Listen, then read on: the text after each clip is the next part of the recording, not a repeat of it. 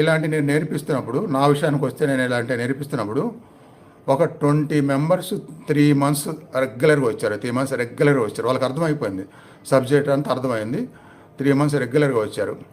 3 months తర్వాత ఇక నేను చెప్పినట్టుగా ఆ దీక్ష తీసుకునే సందర్భం వచ్చినప్పుడు, ఆ దీక్షకి ఇలా గురుదక్షిణలు ఉంటాయి అని ఆ ప్రస్తావన వచ్చినప్పుడు, కరెక్ట్గా ఆ ప్రస్తావన రాగానే ఆ 20 మెంబర్స్లో దాదాపు 16 మెంబర్స్ డ్రాప్ అయ్యారు. 16 మెంబర్స్ డ్రాప్ అయ్యారు. ఒక 4 మెంబర్స్ మాత్రమే మిగిలారు ఆ టైంలో. తర్వాత మళ్ళీ యాడ్ అవుతున్నారు, అది వేరే విషయం. ఆ టైంలో అలా జరిగిందనమాట. అంటే ఏంటి, ఏదైతే ఒక గురువు నుంచి గొప్ప ఫలితాలను పొందడానికి మొదలుపెట్టి అన్ని అర్థం చేసుకొని అంత నమ్మకంతో ప్రయాణం మొదలుపెట్టారో, ఆ ప్రయాణము అక్కడ ఒక చిన్న ప్రస్తావన దగ్గర అపార్థం చేసుకొని వాళ్ళు పొందాల్సిన అభివృద్ధి వాళ్ళు పోగొట్టుకున్నారు. అక్కడ వరకే వచ్చి అక్కడ ఆగిపోయారు.